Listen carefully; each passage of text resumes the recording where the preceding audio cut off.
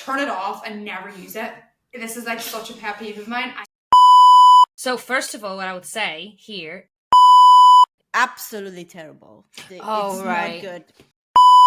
As a creator, yeah. Obviously, duh. Probably a doctor doesn't need it, but I think that's a really good point. Like, that's the two things I would recommend actually buying a premium version of is your...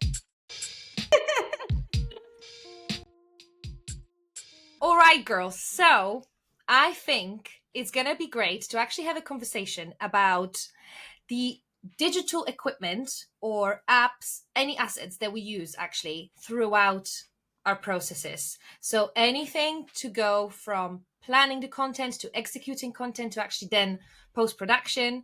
I think that's going to be very interesting because we already spoke about the physical aspects and physical equipment that we use on a daily, but also things that we probably wouldn't recommend. So I feel like that would be quite an interesting one to go through things that we use, tools that we use, but also perhaps educate ourselves about any new things that we haven't tried before.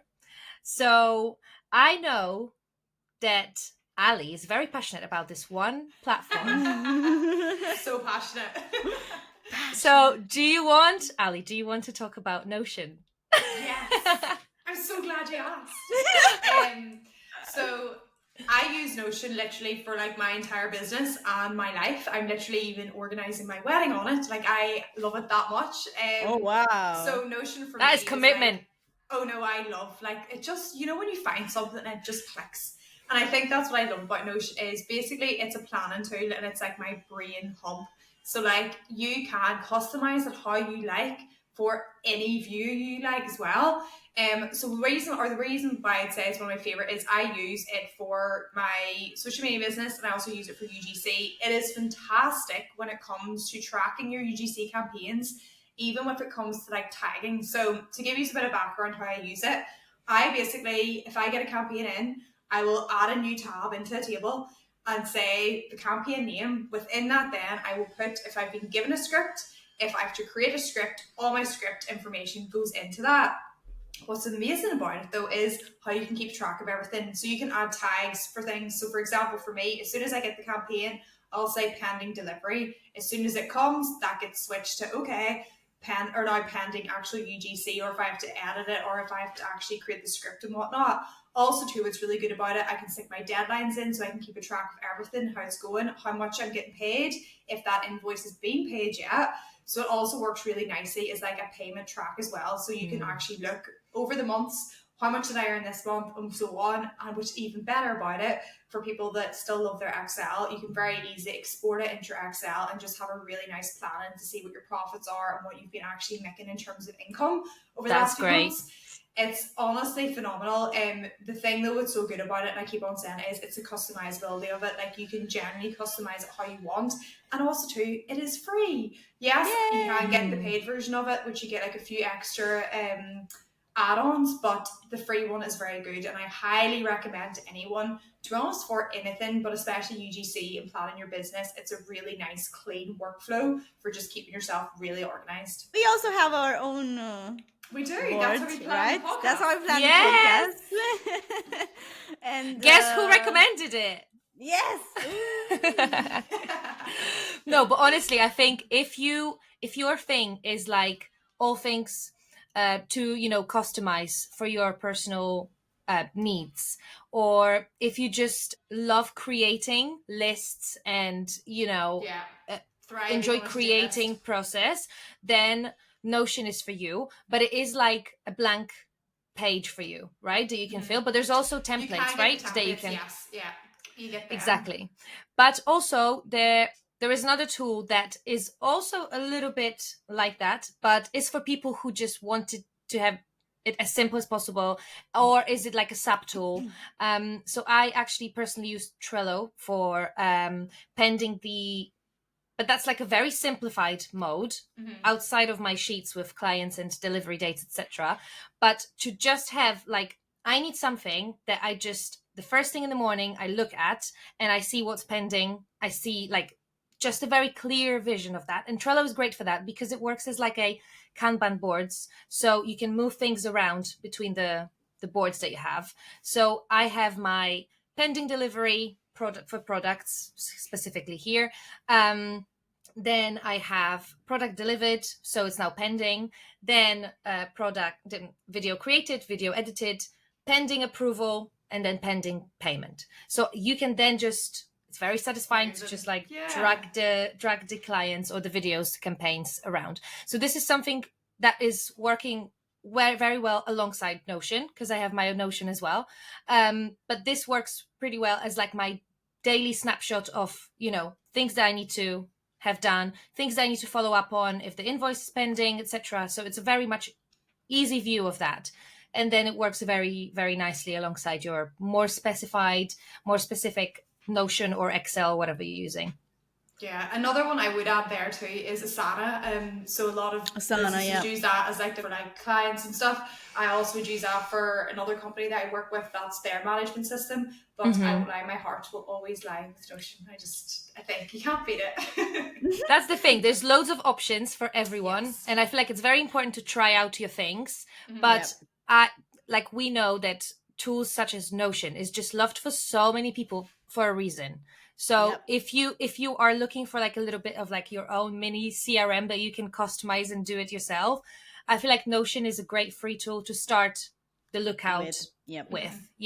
To see if that's something that and I know too, Maria is a big fan of another tool.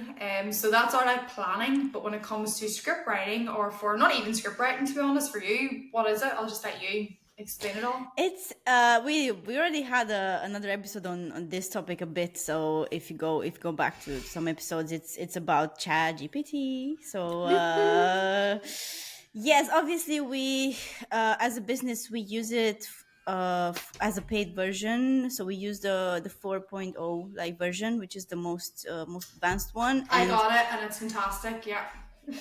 Yeah, because it is so accurate. It is like, it just gives you the results like bam, like this. And then in some cases it is very annoying because it's still not there yet. Definitely it is a really good tool for scripts, for brands that don't know how to create a script, or they don't know how to create a brief, and then you just tell like ChatGPT like, okay, I want a script for a product that is this, and these are the USPs. Can you just give me a script about it? And then, but again, with ChatGPT, as we mentioned previously, it's not tedious, but you need to be very on point, exactly what you are looking for. And you need to give specific directions and specific instructions so that the platform is going to generate the result that you are looking for. I feel like ChatGPT is not only a tool, but it's almost like a skill now. You need to know how to operate the tool, and I feel like it's very important to remember it is a tool. At the end of the day, it's not going to give you shouldn't look for the final solution or final product in there. Just like this kind of research or a little bit more into like, it's planning tool almost. Give yourself a structure, but then manipulate the content so it works personally for your brand. So then, girls, what do we think about? I know we obviously walked through this very in detail in some episodes ago, but for creators, do we use ChatGPT? How do we use ChatGPT? I would say use it, but use it, as you said, with like wisely. Wisely. As you said, I think Nicola too, I use it as a research tool. So for example, if I'm trying to like summarize things and I need it shortened, but I don't have the time, to be honest, to go through and like really shorten something down, I'll stick it into that and then refine it. So for me, it's just a speeding me up tool rather than it being my go-to for script writing and stuff. So basically, it's great for optimizing your operations within your mini UGC yourself business. So that's kind of, that's really good for things like that. So guys, on to filming then. Even just talking about our like camera settings first of all. So I'm a diehard, so I am for the 1080 HD and always have it on the 60 frames per second. What do you film in, even Nicola, as you being another creator too? So right now I'm on the 4K filming. So obviously it does depend at the end of the day, depending on your phone, then just choose the highest quality possible. But just avoid things that will actually be too high of a quality to then be uploaded on social media as well. So if you have your fancy Samsung or whatever it is, and it's almost too fancy to then be able to, because remember that Instagram is going to convert the quality down. So you either want to compress the video after, also depends how you, but we can talk about it a little bit more with editing, the so post-production part as well. But while recording, I think just make sure that it's on the highest possible quality. I have potential controversy. I never put it to 4K because of that. So I always try to film in 1080 because Instagram will compress it down to 1080 anyway. Yeah. But I don't know. That's just, when you're like used to doing something a certain way. So that's interesting. Would you then always have it in the 4K and then put it down to 1080? What way would you do that? Yeah, so depends. So because very rarely you will use the exact video that you shoot straight to Instagram, right? You will probably go through editing app. So that's when you decide on the quality that you're going to export it as. So it also depends on what app you're using, because some apps are going to also compress your videos before it's uploaded onto the platform. So it's tricky. There's some platforms that are really good with optimizing the quality, some that are a bit worse. So that's why I always prefer to shoot in the highest quality and then actually manipulate the content. Afterwards. But Interesting. it just depends on how you prefer to work, really. Yeah, no, that's really cool to know actually. Another thing I would say when it comes to camera settings too is if you're filming in obviously cinematic, something just like I'm throwing in a tip there. If you do film in cinematic, remember that you can actually, after recording, manipulate where that focus was, because a lot of people before like film, or even if we're reviewing videos, I'll see it must have been filmed cinematic and it's ever so slightly out of focus. You can change it. Just hit edit and like move across where that focus is. So do that. Another really one too, good I'd point. say for your camera settings is turn on your actual your thirds, so your 3 grid view, I think it's called. Put that on and put your leveler on too. Oh, because when you're yeah. filming content, you always want your content to be in that third section. So always keep that rule of 3 in mind. The last one too, I would say for the phone settings would be your HDR. Turn it off and never use it. This is like such a pet peeve of mine. I hate seeing it. Basically what this does, it like intensifies your colors so it doesn't feel as real. So like there'd be a point when you're filming, you want authentic real stuff. HDR will, it just, I don't even know how to describe it. Like it's like high dynamic range is what it stands for, but it's like a lot more intense colors that come off as fake. So get that off, because then even when it comes to CapCut and editing, sometimes, for example, we've had it in the past, if you then were up to load that to a scheduler tool and post it out, it puts a funny filter on top of it. There must be some glitch along the way. So I've always told people, get HDR off. You don't need it. I hate it. I just can't tell.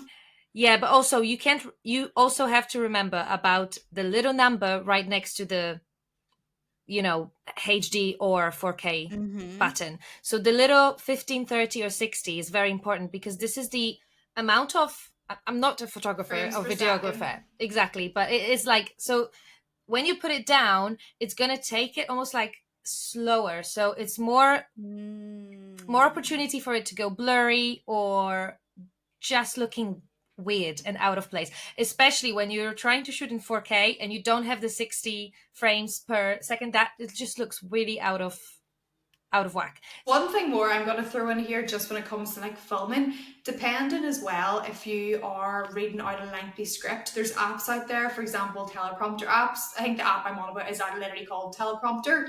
While I wouldn't always recommend this, it is a really good option sometimes using an app, especially at the very start if you're trying to get used to doing those longer scripts. Basically, it's an app that it will minimize your script and then go over your camera so you can see yourself, and it'll just move on the top. And it's really useful initially trying to get on to like reading longer scripts and whatnot. However, I wouldn't use it long term, just because as much as you try to perfect it, you'll still ever so slightly see your eyes moving, and that's kind of dead giveaway.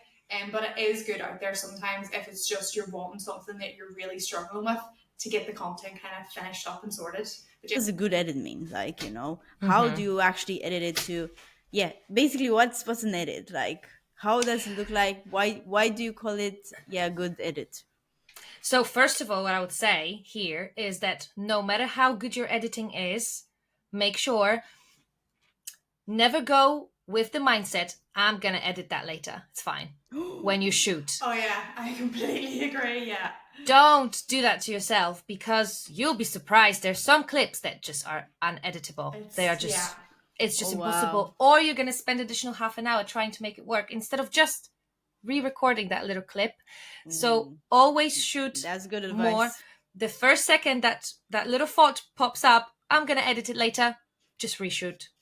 Just do yourself a favor for future. So I would say that before, editing is very important, but the content is much more important when you actually shoot it originally. Before we even get on to the apps that we use to edit, one thing I'll say here too is sometimes, depending on the amount of videos I have to record in a day, I will try and nearly do a rough, I'll film all my clips for it, but while I'm filming, do like a rough put together of it. So sometimes I'll do, if it's a voiceover only video, I personally love them for this kind of doing this thing. You can put your entire voiceover in first, then match up the clips to what exactly you need. So then when you're listening to that voiceover over, you're like, oh, I need this or I need that. And as you said, you can film it there and then, and you've got every clip you needed, because we've all been there. There's nothing worse that you've been like doing a load of film and like, right, I'll bulk edit after, and then you're editing, you're like, shit. Damn. I needed that clip and the lighting's different or something's changed, or just the annoyance of having to like, right, I need to go do that bit again. So, should we quickly go through photos? Because I feel like even for our personal use, I think there are a lot of great editing apps for photos. I don't believe that the same app will be great for photos and videos at the same time. Maybe that's just me, but I feel like most of the ones that I've used, they're either good for one or another, you know?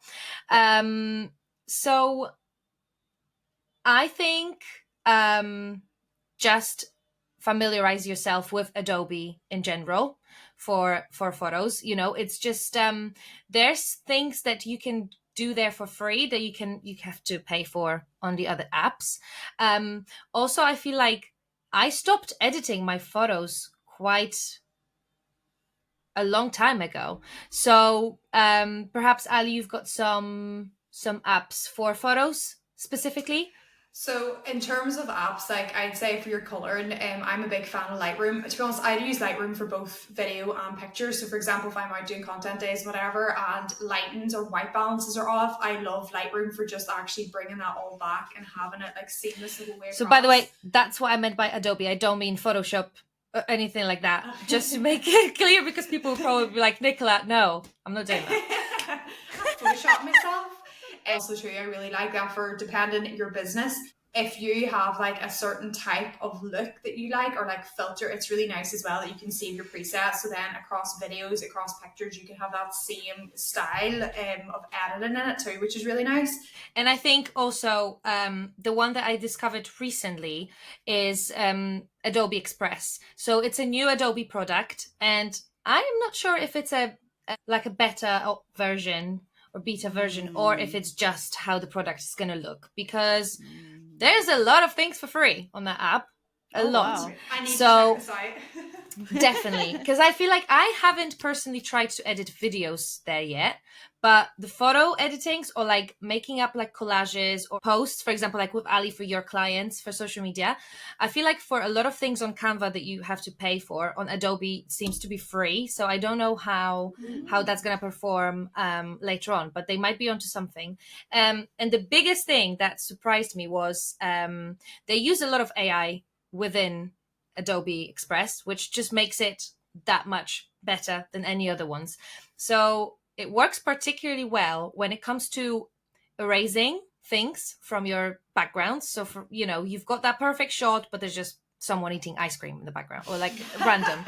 And they're like, so, it's very, very much more detailed. The brush section is really good. So you can make it like, when there's big cloudy, I don't know, like cloud and the sky, you can delete that easily.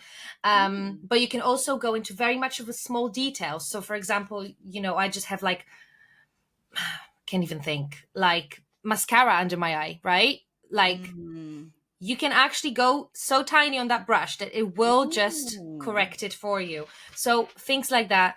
But also the thing that is even more exciting, because I've never tried that before, that works so well, is actually adding things to the photos with the AI. So for example, when you on the other hand, you want to add a cloud onto your photos, it's actually gonna the AI is going to match it to the vibe, to the brightness, to everything around the photo.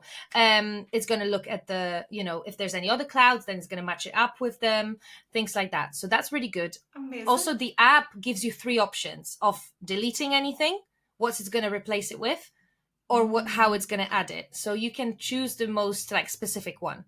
So, and that's free on the app. So I feel For like that's now. quite. That's now, what I mean. exactly. I don't know, but it doesn't say it anywhere that this is like, oh, try it out for free. So it looks promising, and I want to believe it. We shall see. It might make some, disruption around. I know that Canva has an AI tool. I don't think I've tried it, to be honest. Because since ChatGPT and that experience with trying to remove something from a logo and from a photo in general, I was just like, I would say Canvas is actually very good. So, for example, if you're wanting to expand, so if you've got shots that you're like, I wish that was slightly wider to get it centralized better, the expand's really good. Also, it's mad, the AI changer thing. Like, I was testing out one day and like pretending I had like a Christmas mug. I was like, I wonder, could this turn the mug that I'm holding into a generic yes, mug? I tried that one. Yeah, and it'll like turn it into something else. So it's really cool. I wouldn't use that as much, but definitely the expand option or removing backgrounds and stuff is fantastic for it. But yeah, I think for pictures that's a really good roundup of everything that like could be used. Onto video, Nicola, what would you say? I feel like we're not going to reinvent a wheel when we say that probably... We all know the obvious one. So the obvious one is going to be the CapCut tool. And I feel like it's still very much underestimated how much you can actually do on CapCut and how many options there are. Now, the only problem with CapCut is that there is more and more tools and features that you have to pay for, which is annoying, obviously, for many reasons. But I still believe that it's the easiest, the most intuitive tool in terms of even, when you go through like 10 different editing apps, you see the smallest things that just make your life easier. My example would be, when you make a cut in a scene and you delete the front or the rest, the cut, it's not going to move it. You're still going to be there in the video section. This is so good. And it is such a tiny thing, but like, unless you tried out 10 different ones, you're not going to even notice that this is an issue. But like, once you try it and it just works, and you just don't even have to think about it, and you don't have to scroll back to find where your clip is. Oh yeah, I hate that. Especially when you have like a video that's like you actually shot in one sequence without stopping. That is just a lot of scrolling that's unnecessary. So the little things like that CapCut just does. And obviously the use of, copyright free music. So they're with commercial use. On other apps, it's really hard to find like actually modern and good sounding music that is not going to be like da, da, da, da, da, like music from the like left. A commercial or something. Exactly. Very, So I feel like these would be my main reasons, but I'm sure that Ali, you've got tons more as well. Maria, do you want to talk about your first? Because you actually introduced it to us as Vade, if you want to. Right. So Feed is pretty much a version of a Canva because it's very easy to use. So if there are creators that are just starting off and they don't want to go into Adobe, I was just going to ask this question, like how hard it is to use these tools, but we can go into that later. Well, but this is really easy. It's literally like you just trim and you just move it and you just delete it and that's it. And you have like tools like adding, you can add a lot of elements, obviously text, you can add captions, like you can generate the captions. It is super, super easy. I think coming back to CapCut for one more second, actually, because there's always, like bits that is a little bit of like a letdown, right? So with CapCut, I have an issue with how much actually storage the projects consume. I also have another app that I will mention for like smaller projects that I know there's not going to be much changes needed, so I can just get rid of the project itself straight away. Because CapCut, sometimes the projects take like 4 gigabytes when a video is over 60 seconds. So you realistically can only have like 3-4 running projects, and that's when you're already quite good with your storage on your phone. Otherwise, it can be quite hard.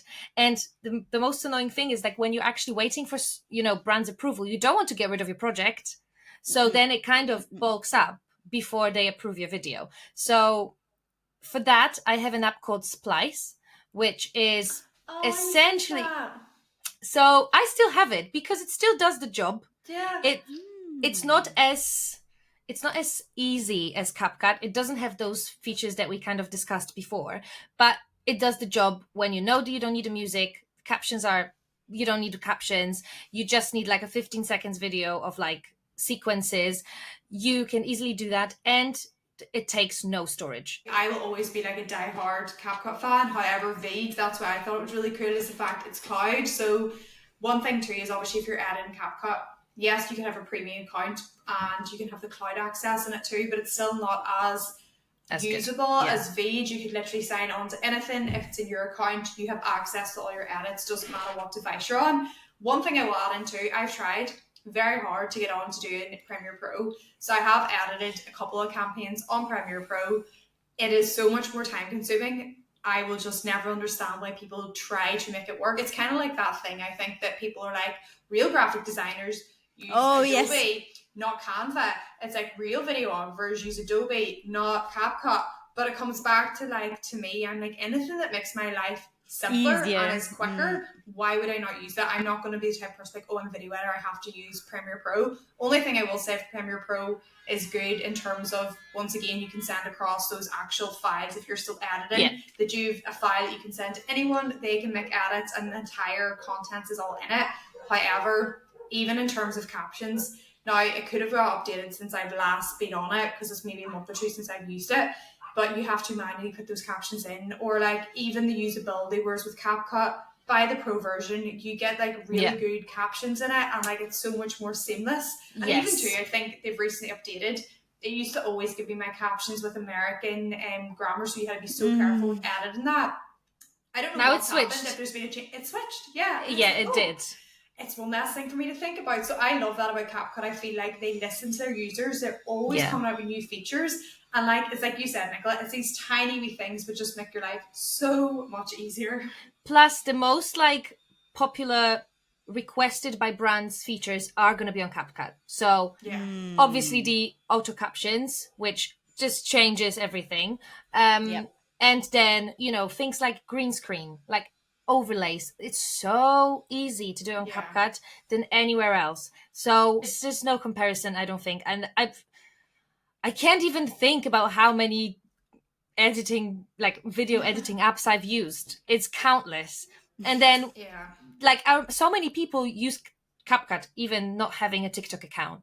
You can treat, because a lot of people actually are like, no, these are like it could sometimes actually help with your content optimization for TikTok as well if you actually post it straight after. So there's that thing as well. If you haven't tried CapCut yet, I don't know where you've been. Like, what are you waiting for? I don't know where you're hiding. It's easy to use, and obviously everything to start could be a wee bit tricky, but I say it's quick to learn. If you do a couple of times, you will get onto it.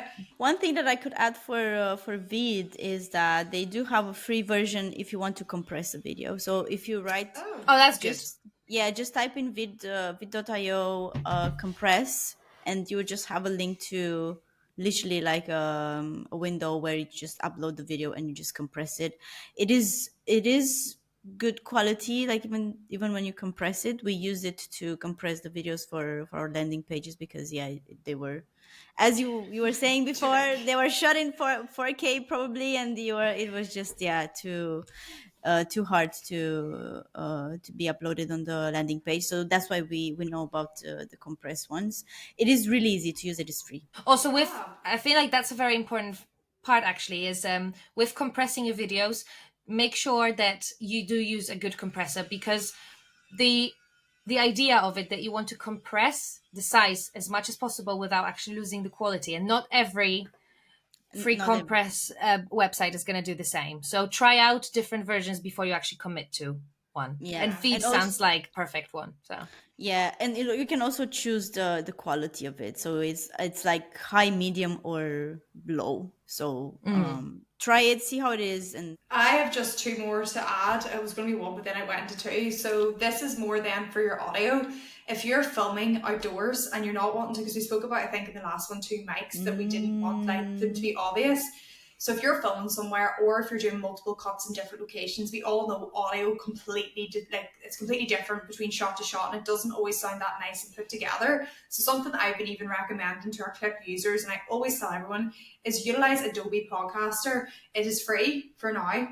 It is in its beta stage, so realistically, I feel like they will at some stage make it be a For premium sure. feature.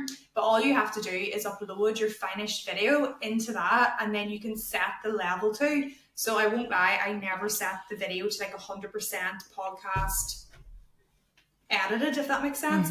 I always put it down to around 20 or 30. But what that does is mix your audio frame to frame, even if you're outside, inside, completely seamless, and that makes the video, it's such a slight thing, but it makes your video sound so much better when it's just that seamless thing. that's Another one amazing. too- I have to try that one. Yeah, no, it's unreal. Another one too, I would say for people when it comes to the audio, just on the same wave, a lot of people always complain about like I can never get actual audios to be long enough, or they're royalty free music. I don't know why more people don't do this, so I always tell people, utilize your recording feature on your phone, like your screen recording feature. If you have a song that you want and it needs to be royalty free, go onto YouTube, search royalty free music, screen record for as long as you need to for that video, boom, got.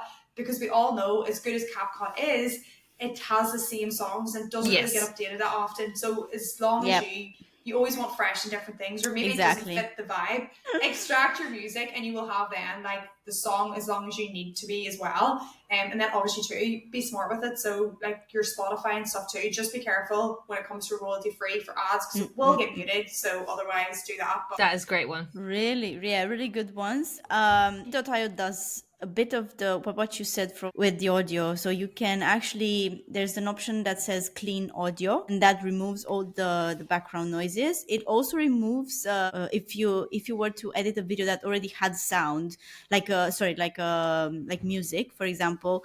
You can delete. You can just remove the. You that's can really actually good. detach. Yeah, you can detach. You can also detach audio, for example. Well, like if you want. tracks, the different tracks of the audio from the same video. That's really Exactly. good. Yeah. So you can detach the audio. So let's say you have an audio for a video, and then you want to use that audio for another video. I don't know why would be the reason, but let's just take this one. hypothetically, Yeah, hypothetically, and you can just attach it to another video, and then the clean audio is just to remove any noises, any background noises, and all of that. on to storage, girls. There's one I'm gonna just go straight to Nicola for, because I can see the excitement in her already. Did So someone first say of all- storage? Yeah, first of all, I will say there's your typical Google Drive. However, Nicola, So the moment I discovered this, your life changed. You changed my life. I'm not- it's not even exaggeration, is it, Ali? Like it changes your No, life. it It does. changes As your a- life. Yeah. As a content creator, yeah. obviously, duh. Probably a doctor doesn't need it, but no more gatekeeping. the name of the name of the platform is Playbook. This is an amazing tool for creators who already have a base of content somewhere, right? So you have like a portfolio, or you have your Google Drive that you've been paying this 3-6 quid every month for like 12 years. But so we've got some sort of content base already, because what Playbook does is it's almost like a trust fund for creators to actually have that free digital storage. So basically what they ask you to do is to send your portfolio in. I don't even remember if you have to say anything about yourself, just like your name, probably, right? It was literally just proof that you're Just a creator. minimum, yeah, exactly. Just a minimum data that you need to provide and showcase your portfolio somehow, so they know that you actually are an artist. So it doesn't matter, you can be a creator, you can be a music producer, you can be an artist. Like I'm trying to get Charlie on it, my husband, for ages, but he just doesn't see it yet. He shall.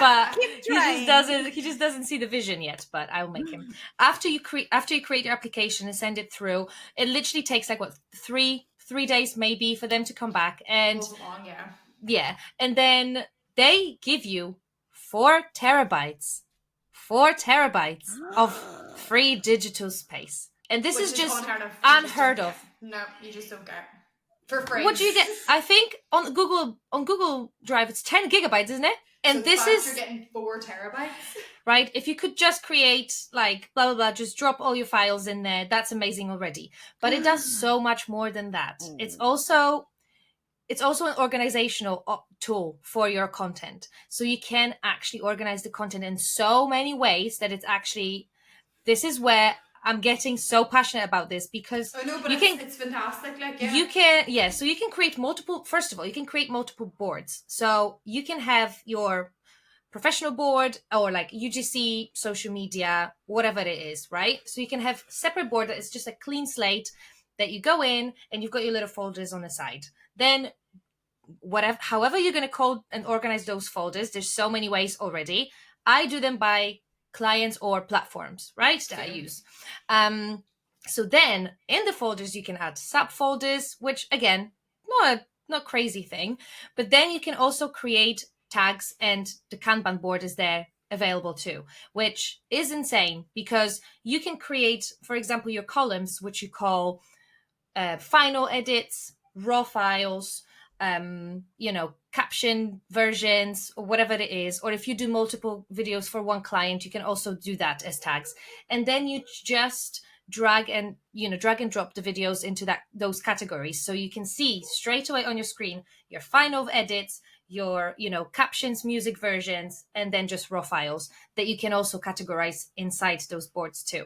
So it literally is mind-blowing to me, and I thank the gods that like somehow my Google search, after I'm not even exaggerating, I was looking for a solution for like 2 years. Wow. Like over 2 years, because I've done Google Photos, I've done Google Drive, I've done Amazon Photos, which is also really good, but I can mention that in a second, but for different reasons. But honestly, it's just crazy to me how this tool is available for creators, but it's also incredible because I feel like someone somewhere just appreciated the efforts of creators and gave them that present struggle. And it's just, so that's the one. And I got Ali to use it as well, and I know that she is loving it too. So how is your experience? Do you use the Kanban? How do you use it? I basically use it the same as Nicola. However, my favourite thing, which has been a game changer, is I had the Lacey 4 terabyte, which cost me like £180 or whatever.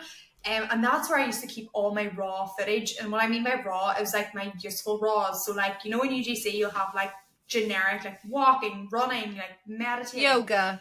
So anytime I was editing a video, it used to be my pet peeve. If I was out and about somewhere and I was like, oh, I have a bit of time, I'm going to edit, and I didn't have that with me, I was like, I don't have that. So this is why for me it's been transformational, because they have an app on their phone too. I just go on, I go to my useful UGC, which has been separated beautifully into the different things that it's for, categories, and I'll just like go in, I'll pick, okay, I want something that I'm sitting on the sofa looking sad. Okay, save it down, and then we go, insert it in, done. And I'm just like, oh, freedom! Like it literally is life changing, and it is so good because you can, as you mentioned, like I use the phone version so much, but I use the desktop version so much more.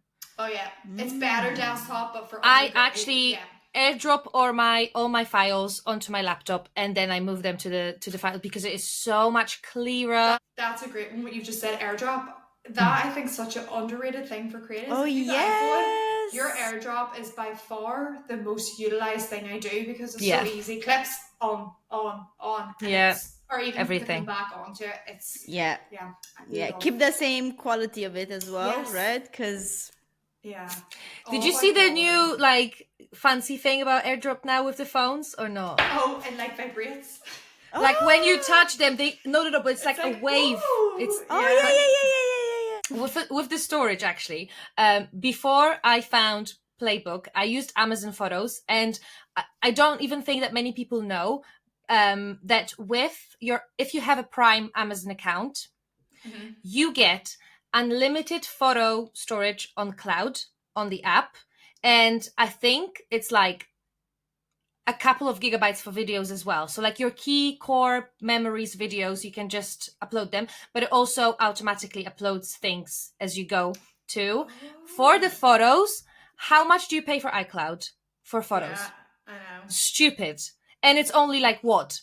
100 gigabytes maybe, because the other ones are ridiculously expensive. I have like 130 gigabytes of just photos on my Amazon photos. Like, that is crazy to me, and that's for technically it's for free because I already pay for Prime for different Yeah. for different things. So if you do have Prime, make sure that you make the most of it and get the app Amazon Photos and just let it do its thing, and it's just going to upload it in the background as you go. So that's just another safety net for, but it's more personal, obviously, unless obviously you are focused more on UGC photos as well. So that's another thing. But Amazing. it is also underrated, I think. Our next one then is our extras. So like other things that aren't specifically. Nicola, I know you had a few for this. Yeah, so I think quite often we talk about organizing our feeds, because quite often, obviously, we use the content that we create for our personal social media, or we have our UGC kind of brand facing account as well. So I think that there are some really great planning tools for your, plan your feed. I personally use, it's called Unum, UNUM, no idea how to actually pronounce it. But it is very simple. I feel like it was one of the first OG I haven't feed heard about planners. it. Yeah. So basically, it used to be very simple, because do you remember the times where grid planners you couldn't even post through them? You It could was just plan literally them. a plan. It was just a grid of squares. Look how far So it came.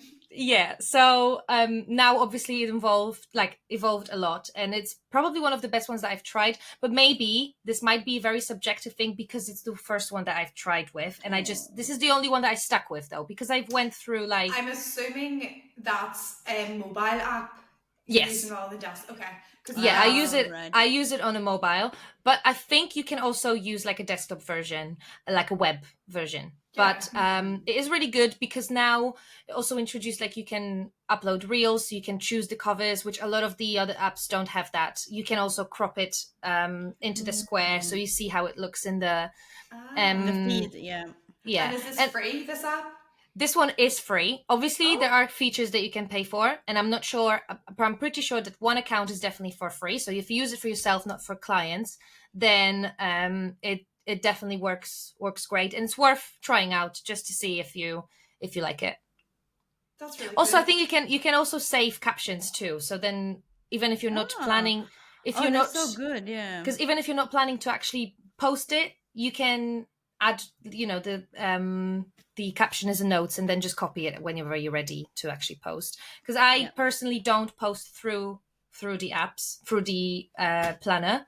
I do somehow prefer just to do it outside, but I know that a lot of people do schedule and do post Fair it play, through I them. could not. I'm always like, Maria and me both use Later, and I'm a diehard Later fan. I think it's it's visual planning, which I love as well. And then you get your captions in, you can save your hashtags, Save you can do hashtags, the save insights, everything. the research, cross posting all at one time. Like it's and everything, like I do love. But that's because I suppose too, both of us maybe we're from other brands and stuff too. Posting that you're Exactly. for Yeah, as because well. when I used to work in agency, that wouldn't I wouldn't even take into consideration, honestly.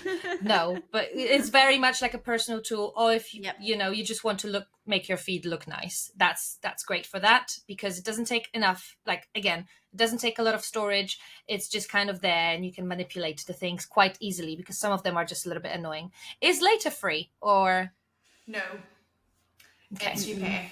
No, but you have to it's pay, paid. I don't think they even do, or they might do some sort of a free, but it's very much like a couple of posts maybe, and then after that, like it's very tied in. It's not you very quickly have to pay. Yeah. Or is it 14 days actually? I don't even know. Oh, like a free trial. Free trial something, or an amount of posts. But I think it is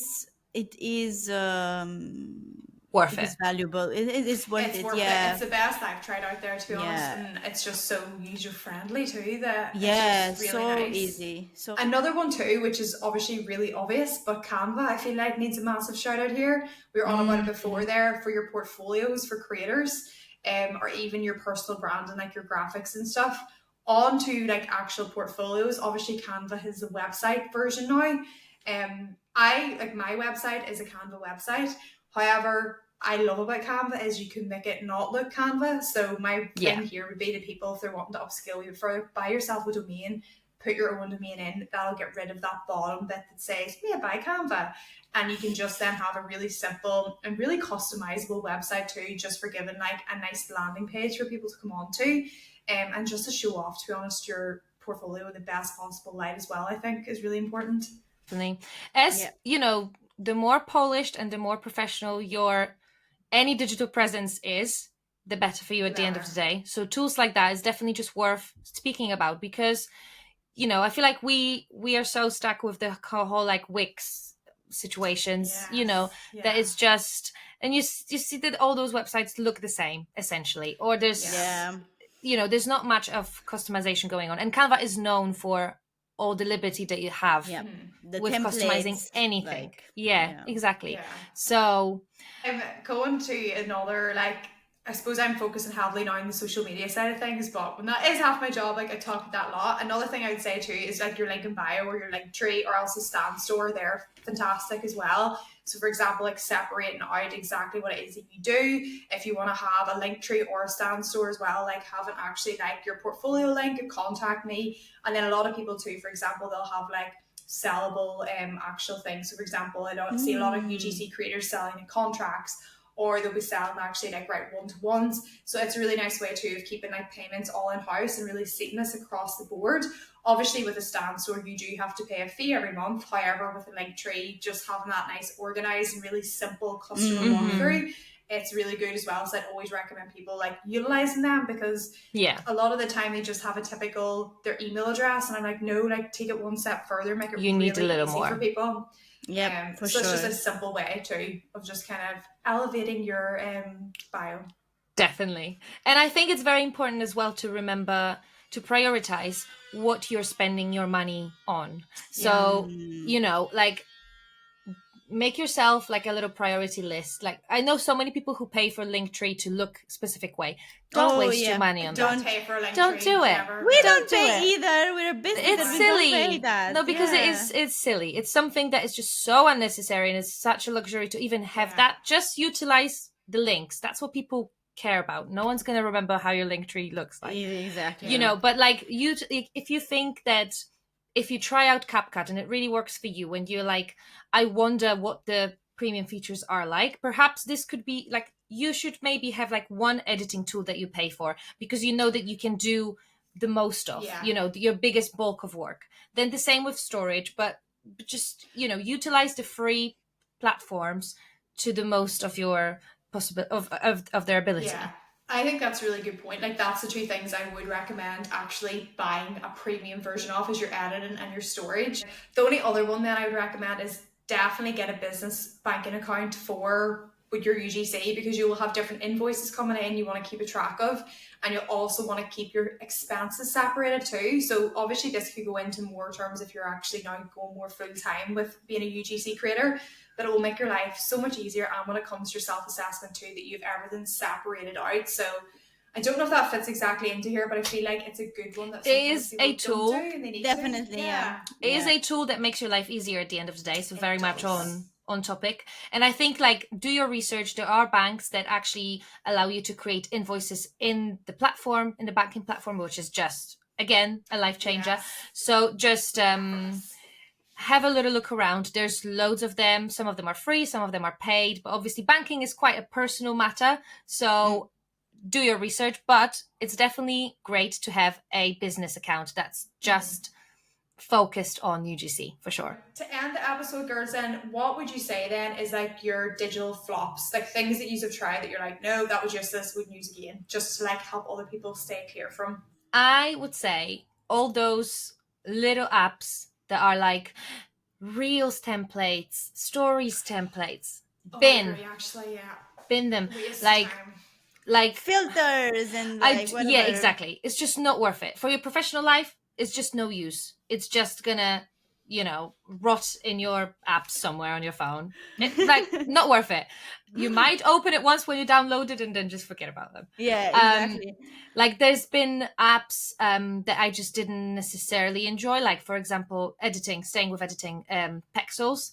I wasn't a fan because a lot of the times when I finished editing, I did not realize that before exporting, it would just show me like a hidden cost to export Oh it. yeah. And that's just Yeah. rude. Let's Yeah. not do that. Like, we're not No, these no, girls. Like, no, that's no, not. like just show the fees like beforehand, like just know the actual commitment that you have to put Yeah. into these kind Any of things. apps with hidden costs, I would probably just stay away because they will find a way to get you at some point. So, Yeah. probably Yeah. no. Yeah, so and then also if it, because it happened with so many apps, not necessarily editing tools or anything related to it, but in general, like if it looks too good to be true, like just make sure It that you probably is. Yeah. do your research, because you probably have to pay at the end, like. So, we discussed a lot of digital aspects today, from planning to editing to, post production, but also shooting and banking, all of those things. If you have any questions about any segments that we discussed today, because it was a lot of information, and I'm sure that there's just things that we don't even think about too, just drop us a message or a comment and let us know what you'd like us to talk about. And we'll be more than happy to discuss it in depth, as always. So yeah, thank you for another great episode, and we'll see you in the next one. I'll see you. Bye. Bye. Bye.